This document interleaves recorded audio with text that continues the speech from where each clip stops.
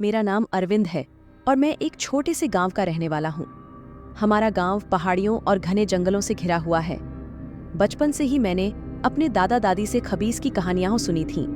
खबीस एक प्राचीन दानव जो अंधेरे में छिपा रहता है और इंसानों की आत्माओं को चुराने की ताक में रहता है। ये कहानियां सुनकर मैं हमेशा डर जाता था, लेकिन मुझे कभी नहीं लगा था कि मैं खुद खबीस का सामना करूंगा। ये कहानी उस रात की है जब खबीस ने हमारे गांव में आतंक फैलाया। वो सर्दियों की एक ठंडी रात थी। गांव में सब लोग जल्दी सोने चले गए थे। मैं और मेरे दोस्त मोहन, विजय और रमेश गांव के बाहर मैदान में खेलकर लौट रहे थे। हमने ठंड से बचने के लिए आग जलाई थी और उसके चारों ओर बैठकर बातें कर रहे थे। मोहन ने अचानक खबीस की कहानी छेड़ दी। सुनो, तुम लोग जानते हो, खबीस इस जंगल में अब भी हो सकता है। मैंने सुना है कि वो रात को बाहर निकलता है और जो भी उसके रास्ते में आता है उसे मार डालता है। मोहन ने कहा। उसकी आवाज में डर था। हम सब हंस पड़े, लेकिन मेरे दिल की धड़कन तेज हो गई। मैंने बचपन से ही खबीस की कहानी सुनी थी और ये सुनकर मेरे मन में पुराने डर वापस जाग उठे। हमने सोचा, क्यों ना इस रहस्य को खुद जानने जाएं। हम 4 दोस्तों ने तय किया कि हम उस जंगल में जाएंगे जहां खबीस के होने की कहानियां सुनाई जाती थीं। हमने मशालें ली और चल पड़े। जंगल में कदम रखते ही एक अजीब सी ठंडक महसूस हुई। हवाएं सरसराने लगीं और पेड़ आपस में टकराने लगे। ऐसा लगा जैसे कोई हमें देख रहा हो। हम जंगल के अंदर गहराई में पहुंच गए थे जब हमें एक पुराना मंदिर दिखा। मंदिर खंडहर हो चुका था और चारों ओर अंधेरा फैला हुआ था। हम सभी ने महसूस किया कि कुछ गड़बड़ है। तभी अचानक हवा में एक भयानक चीख गूंज उठी। हम सब सन्न रह गए। हमने मशालें उठाईं और आवाज की दिशा में बढ़ने लगे। जैसे ही हम मंदिर के पास पहुंचे, हमें एक परछाई दिखाई दी। वो परछाई धीरे धीरे हमारी तरफ बढ़ने लगी। ये खबीस है, मोहन ने चिल्लाया और भागने लगा। बाकी दोस्त भी डर से भाग खड़े हुए, लेकिन मेरे पैर वहीं जड़ हो गए थे।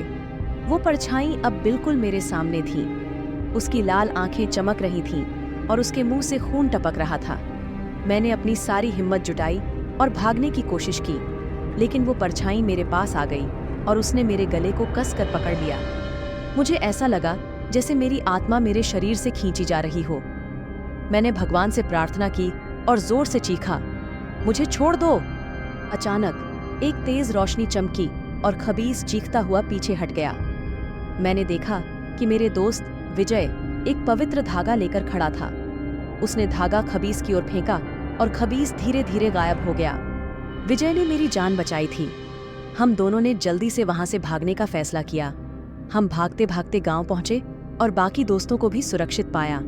हमारी कहानी गांव में आग की तरह फैल गई। लोग डर गए और अपने घरों में जल्दी से जल्दी बंद हो गए। गांव के बड़े बुजुर्गों ने कहा कि खबीस को भगाने के लिए पवित्र धागा और भगवान की कृपा ही पर्याप्त है। हमने भी उसी दिन से भगवान का नाम लेकर खुद को सुरक्षित रखने की ठान ली। लेकिन खबीस का डर हमारे दिलों में बैठ गया था। हर रात हम डर के साए में जीने लगे। मुझे रात को नींद नहीं आती थी। हर आवाज पर मुझे खबीस की याद आ जाती थी। कुछ दिन बाद एक और सर्द रात थी। मैं अपने घर में बैठा था जब अचानक दरवाजे पर जोर से दस्तक हुई। मैंने दरवाजा खोला तो देखा विजय खड़ा था। उसकी आंखों में डर साफ नजर आ रहा था। अरविंद, हमें फिर से जंगल में जाना होगा, विजय ने कहा। क्या? क्यों? मैंने पूछा हक्का बक्का होकर।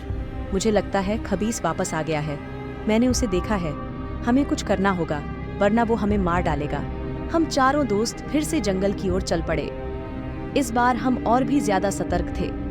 हमारे पास मशालें थीं, पवित्र धागे थे और हमारे दिलों में भगवान का नाम था। जंगल में पहुंचते ही वही अजीब ठंडक महसूस हुई।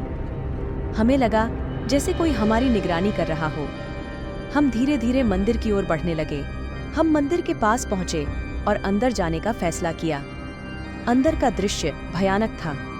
चारों ओर अंधेरा और धूल फैली हुई थी। अचानक हमें एक बक्सा दिखाई दिया। बक्से पर पुराने समय की लिपि में कुछ लिखा था। विजय ने बक्सा खोला तो उसमें एक पुरानी किताब और एक सोने का ताबीज था। किताब में खबीस को बंद करने की विधि लिखी थी। हमने किताब को ध्यान से पढ़ा और उसके अनुसार तैयारी की। हमने मंदिर के बीचों बीच एक वृत्त बनाया और उसमें खबीस को बुलाने के लिए मंत्र पढ़ने लगे। अचानक मंदिर हिलने लगा और खबीस प्रकट हुआ। उसकी लाल आंखें और ज्यादा भयानक थीं। विजय ने पवित्र धागा और सोने का ताबीज खबीस की ओर फेंका और मैंने मंत्र पढ़ना जारी रखा।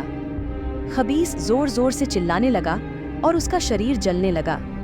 कुछ ही पलों में खबीस गायब हो गया और मंदिर में शांति छा गई। हमने खबीस को हरा दिया था। गांव वापस सुरक्षित हो गया था। अब हमें किसी डर का सामना नहीं करना पड़ा। हमने किताब को सुरक्षित रख लिया ताकि भविष्य में अगर खबीस फिर से आए तो हम उसका सामना कर सकें। ये कहानी केवल एक डरावनी रात की नहीं है, बल्कि ये उस साहस की कहानी है जो हमने उस रात दिखाया। खबीस का डर अब भी हमारे दिलों में है, लेकिन हमने जान लिया है कि अगर हम एकजुट हों और भगवान पर विश्वास रखें तो हम किसी भी बुराई का सामना कर सकते हैं। सभी को मेरी यही सलाह है कि कभी भी अंधविश्वास में न फंसे, लेकिन सच्चाई और साहस को हमेशा साथ रखें, क्योंकि डर से बड़ा दुश्मन कोई नहीं और हिम्मत से बड़ा दोस्त भी कोई नहीं।